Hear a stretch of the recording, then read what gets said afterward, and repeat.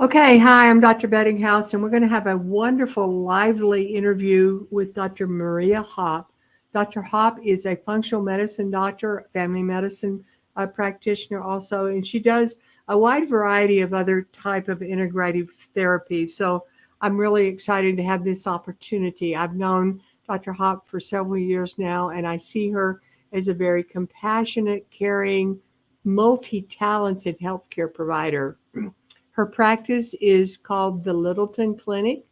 And as I said, she not only focuses on the functional medicine approach to health and wellness and chronic conditions, but she also has some other very interesting and amazing integrative therapies to help people deal with chronic pain. So let's welcome Dr. Hopp. Well, hi, Wanda. How How are you? I am good. It's good to see you this lovely fall afternoon. You So, too. yeah, I have been interviewing a wide variety of people over the last several years. I mean, several months, and I was just really excited to have the opportunity to talk with you and let you tell our audience about some of the work that you do. So, let's just begin by telling everyone how you got started in medicine.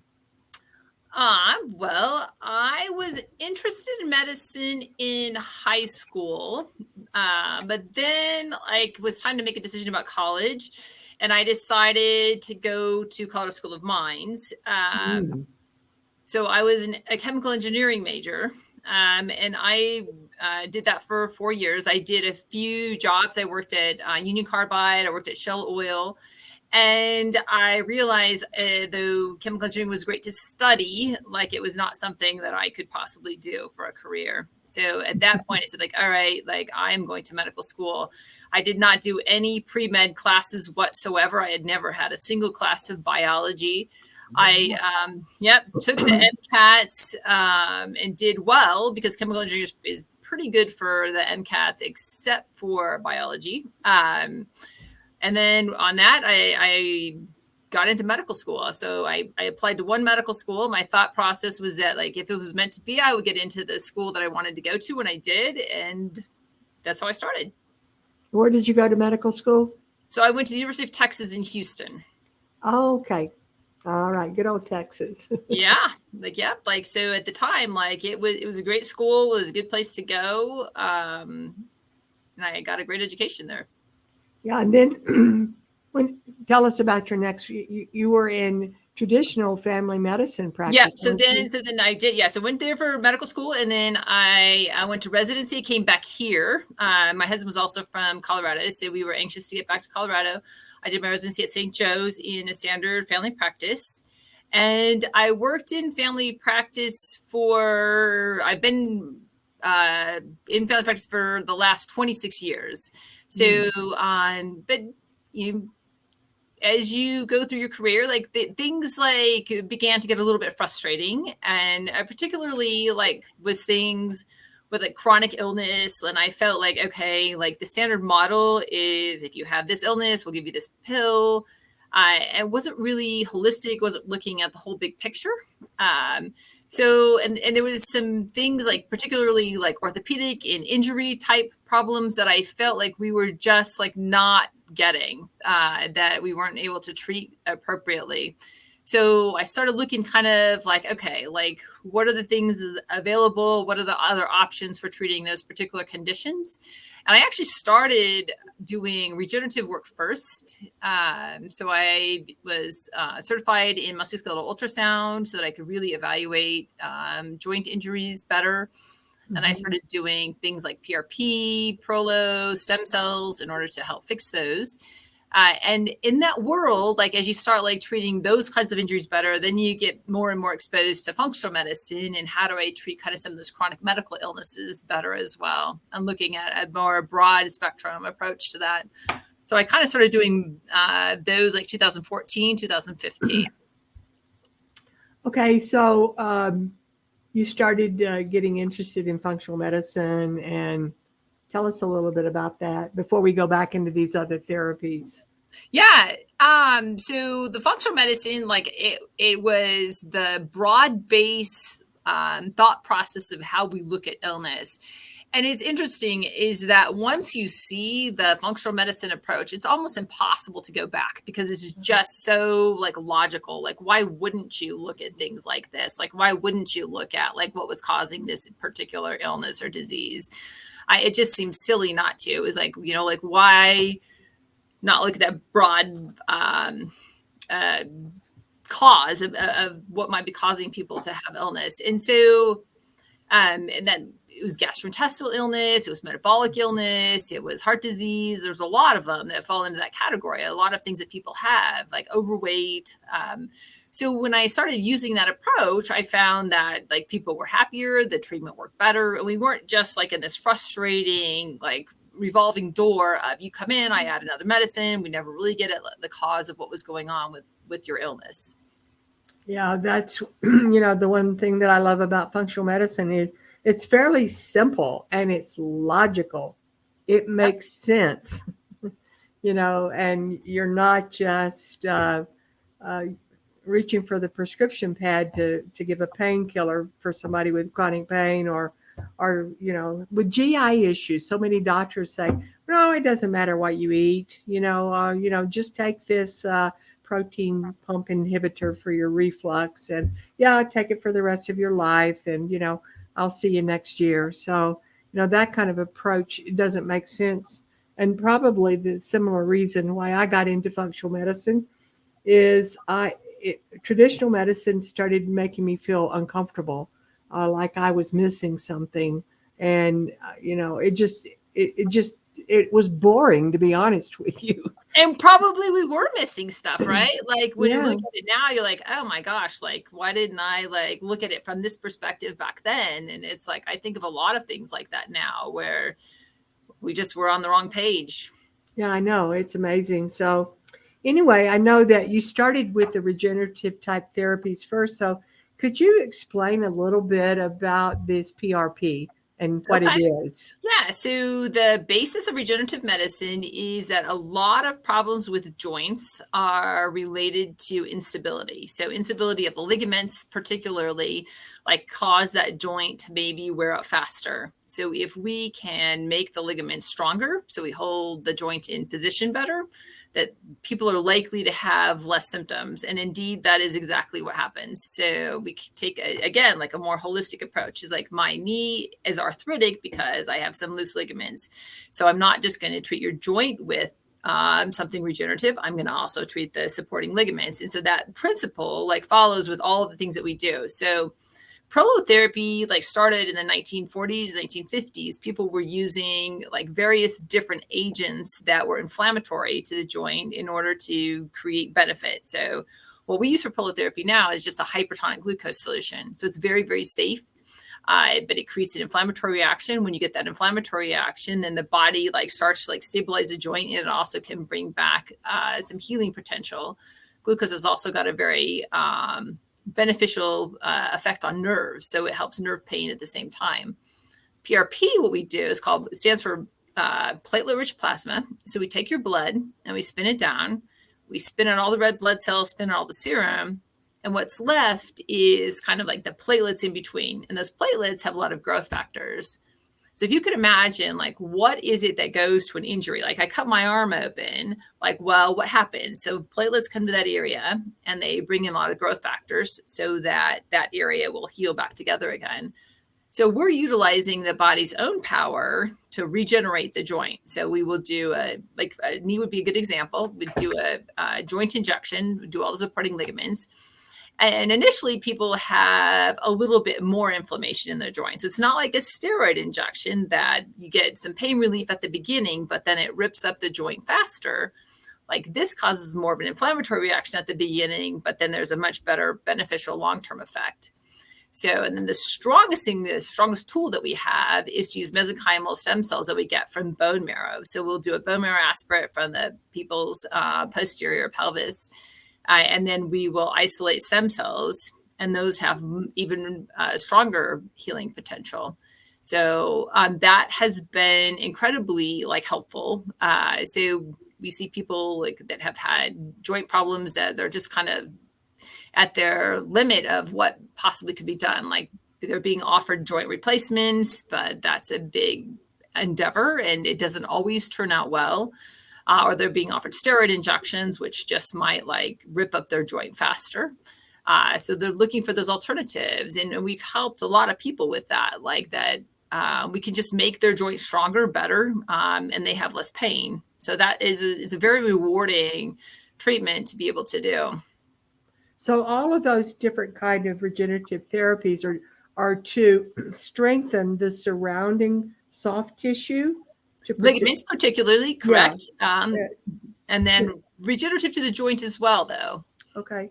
And it creates, doesn't it help create new growth? It does. Yeah. So that inflammation brings on like new growth. The ligaments, like if you look at them microscopically, are bigger and have more cross links. So they're stronger as well.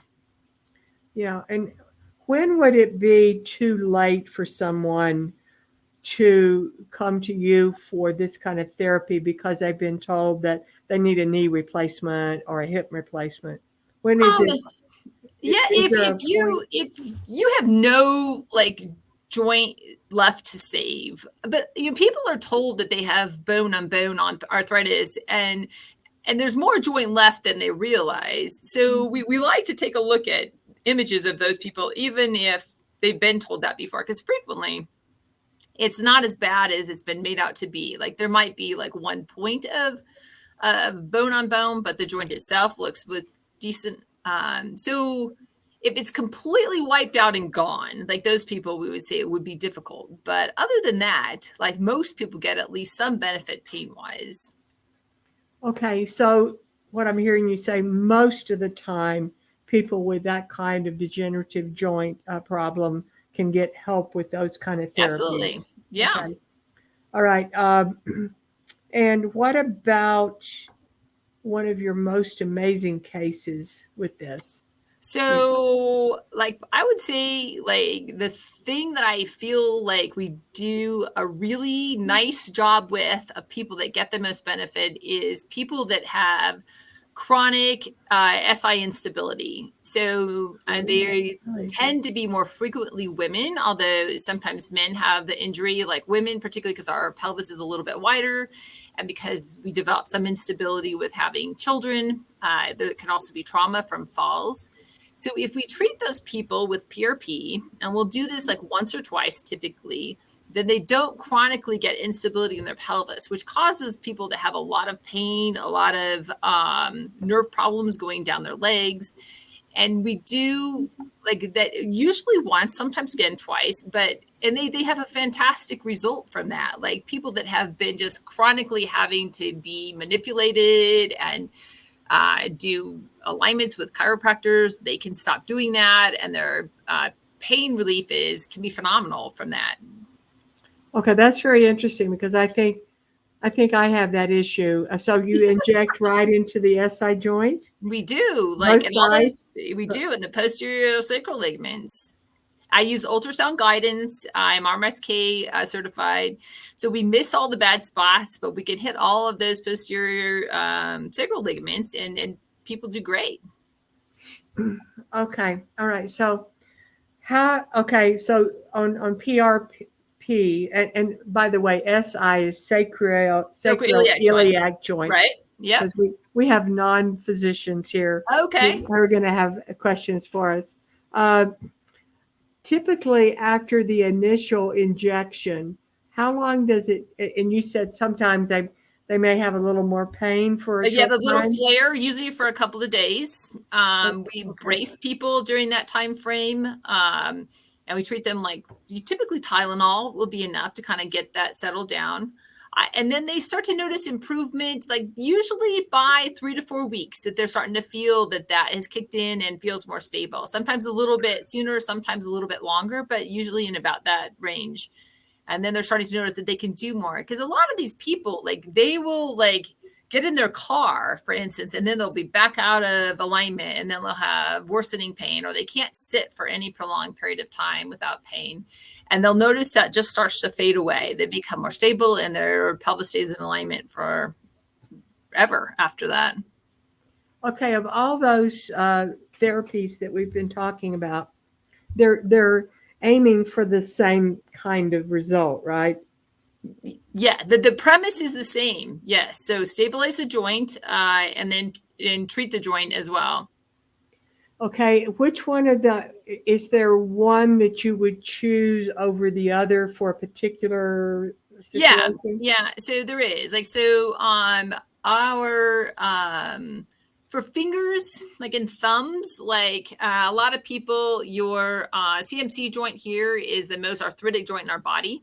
Like a lot of people have instability with that. Like we usually treat that with Prolotherapy because it's a small joint and it doesn't need that big of a gun. We don't need to get out something as strong as the PRP. For maybe a shoulder, sometimes a knee, ankles, the SI joint, we'll do the PRP. If we have a significantly more arthritic joint and we really need to start to try and regenerate some joint, we'll use the mesenchymal stem cells from bone marrow.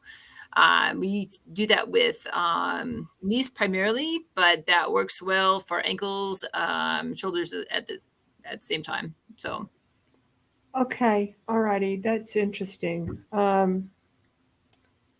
Is there any? Have you had a spectacular case where you were able to get somebody who couldn't walk walking again? I mean, those SI cases are oftentimes like that. Like it's just people that are like miserable, like and non-functional, like, and then they're like, all right, like this is like so much better. Like it can be life-changing. And there's people like athletes, the people that used to be able to run and then they gain that back again. It can be fantastic. Mm-hmm. Okay. Okay, I know that you do so many wonderful things. You're a master of many things. And I know that you've worked with people with dementia. You want to say a little bit about that? So we're doing the Bredesen protocol for dementia. So the Bredesen protocol is kind of a multifunctional medicine approach and how we can apply those principles to dementia. So how do we optimize all of the lifestyle things that might improve dementia and put those together in a single program and see if that will help people. So it's a different approach. So they've tried over and over again to work out a medication that would help with dementia. They've really not been able to do that. There's some new stuff out that we're hopeful about, donanemab and aducanumab, but thus far, there really hasn't been anything that's been successful. So what this does, it looks at all those little pieces that might matter. So we really try and do it's called a keto flex diet. So it is a keto diet, but it's based around vegetables, olive oils. It's not like the cheese and bacon keto diet. And then we combine that with an exercise program. We analyze everybody's sleep. We look at and try and optimize people's stress management. We do a lot with brain stimulation at the same time. And we found that if we can put all of that together and help somebody to do all those pieces, that they can have some improvement in their cognition and certainly prevent further cognitive decline. So we've done that on people where it's it helps to have a caretaker, and usually it's the spouse that helps people kind of manage all of this, is that say all right, so now my wife is back to being able to participate and make recipes and for dinner and maybe unload the dishwasher. Whereas before they weren't able to do that. So some significant benefits. It's been remarkable. There's just at this point, not much else that we can do for dementia. It's amazing with it, kind of some of the stuff we find. So there's a high percentage of those people that have sleep apnea. So we're discovering is it's really important to treat sleep apnea, that sleep apnea triples your risk for dementia. So it's if you're not getting good oxygen levels while you're sleeping, then that's just going to worsen your cognitive decline. It's critical that people exercise because we get more oxygen to our brain. It's those theories that really come to play with this, is like, and really help people to improve. So we've had some decent success. If people are pretty affected, like they've had a lot of brain atrophy, their memory is completely eradicated, it's more difficult to help. It works much better for people who have maybe some mild cognitive impairment. Those people seem to respond better. It makes sense. Like there's more left to work with at that point. So Yeah. That's true of everything, isn't it? And that's yeah, why, functional medicine is also preventative. If we do all those things earlier on in our life, get good sleep, eat good, nutritious, whole food, exercise, decrease our stress, and all those things, then we're going to decrease the potential. If we had a susceptibility to dementia, genetic susceptibility, then we can really either hold it off or perhaps prevent it. Because I know Dr. David Perlmutter and Dr. Bresden think that dementia can be turned around. right. Yeah. Yeah. So Like if you can do all of that, it makes a big difference. the same thing with things like diabetes. We have such an epidemic of type 2 diabetes, uh, that could be prevented to begin with. And then once one gets motivated enough, can really turn it around so that we're not having so many people with these chronic illnesses, Exactly. conditions. So I have a very important question for you. And by the way, to the audience, Dr. Hopp is my daughter, so I highly recommend her. Anyway, how do you take care of yourself? Well, I feel like I eat a pretty healthy diet. So I am one of those people who, through this journey, recognize that I have a gluten sensitivity. So I, 10 years ago, stopped eating gluten, and my heartburn went away, my migraines went away, and my chronic eczema went away. So I don't eat gluten. I don't really eat grains. I really try and focus on eating a lot of vegetables. I eat small amounts of like chicken and fish and not a ton of beef. Watch the sugar. I exercise, like not probably as much as I'd like 4 to 5 times a week. I make a point of getting 7 hours of sleep. So sleep is critical. I really like the book Why We Sleep. It made an impression on me. Why We Sleep. Yeah. It's like Put my you glasses recognize back is on. like, Why We Sleep. Okay. Tom, can you put that book in there? Who's the author? Why We Sleep. Sleep is fascinating. I've started getting more involved in that. I do think that I've lost weight. I'm getting more exercise. I don't think that I'm having the issue we talked about in the past.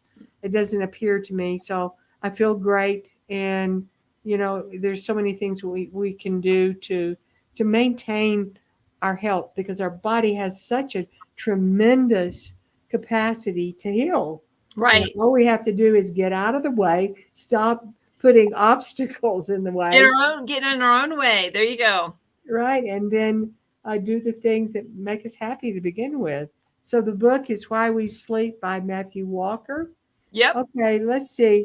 Is there anything else you want to tell us? Well, so we also I think our work, it's called the Walsh Protocol. So it's based on the work of William Walsh. He's a biochemist in Chicago. And he started working this out in the 70s of looking at why particular people might have issues with their brain biochemistry. And what he found was that it was a whole different approach to treating depression, anxiety, ADD. So what we're looking at was okay, instead of taking a group of people with depression and saying all right, we're going to give half of the people antidepressants, and we're going to the other half will be the placebo group. We're not going to do anything. Which group does better? What he did was he said okay, we have these people with depression, and so we're going to look at their biochemistry, And then we're going to look at like what particular traits that they had. And we're going to see like, are these people different from people who don't have depression? And if they are different, like, are there things that we could potentially do about that? And he found that like 85% of the time, it's not 100% of the time, but 85% of the time, those people fell into like one of 6 categories. Like either they were over or under methylated, they might have a Pyrrole disorder, their copper could be too high, their zinc could be too low, they could have a vitamin D deficiency or a thyroid problem. Like, so you look at like those things, like, and it's been amazing, like how people benefit from that. Like, so you're looking at like, all right, you just know, like, it's like, there's something going on here. Like, you know, do we all need SSRIs, or is there something else that might be happening with that? And that has been like a very satisfying thing to look at. Like, and it's like standard labs, you know, that we do for that. Like, it's not even specialized labs. Look at those things and say like, okay, like, do you have this particular imbalance? Let's treat that. And the treatment would be like things that are simple, like supplements. So like, you know, either methylcobalamin or zinc or vitamin D. Like, so, but it's amazing, like that kind of thing, like how well that works. So I like recommend it. Like, why not do that for, you know, anybody that's having those kinds of issues? Like, and it's like a lot of people who are suffering with that. And I feel like it's very beneficial to have something else to offer for them. Absolutely. You know, the book is Nutrient Power, I think. Right. Yeah. It's over there. I got that it's somewhere in my office. Yeah. We're seeing a young woman with severe depression. She's had electric shock therapy like 40 times. And I just got through with a full panel of all the things that go with depression, you know, the different types of depression. Haven't really pinpointed it yet, but yeah, there's so many, you know, instead of just reaching for an antidepressant, she's been on every drug imaginable. Right. And the ECT, the electric shock therapy, and it hasn't helped, you know, so we're going to try to do this in a simple, logical way. And that's the whole thing. You know, we have to, people come in with this complex symptoms, and how do we find the common thread or right the root, like and where do you even start, right? Which is why it's like, you know, it's great that we have some people that have kind of helped us sort it out for. I know, and it's wonderful. Okay, let's see. Okay, a question. Does PRP work for chronic shoulder dislocation? Yes. So oftentimes with shoulder dislocations, people have very loose ligaments. So that would be something that would benefit from PRP. I have another question. What about people with Ehlers-Danlos syndrome? So Ehlers-Danlos syndrome people like have connective tissue problems, so they don't make connective tissue. So those people benefit from doing regenerative treatments, but typically they have to do more treatments than somebody who does not have Ehlers-Danlos. Would you recommend it for somebody who's got? I think like you're alluding to, like EDS people have not a whole lot of choices as far as treatment goes, so that it is definitely worth trying. And so you would go for the joint that is the most troublesome, I'm assuming. Yes, absolutely. Okay, very good. All right. Are there any other type of, we're seeing a young 4-year-old with, a rare kind of muscular dystonia or something. I forgot the name of it. And he has head lag. He can't keep his head up. He's a pretty bright little kid. He's also very small.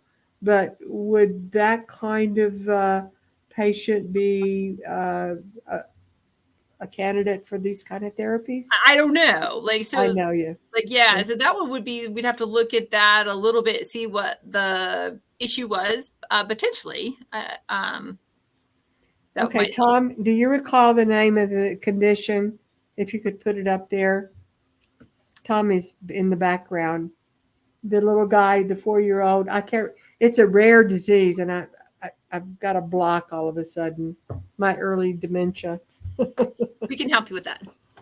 Yeah, I know you can help me with everything. So anyway, are there any other questions or comments from the peanut gallery out there? I will remind you that all of these live video interviews are recorded, so you can go back and watch them, and you can ask questions later in the comments section, and we'll do our best to try and answer them. And Dr. Hopp, how will people get in touch with you?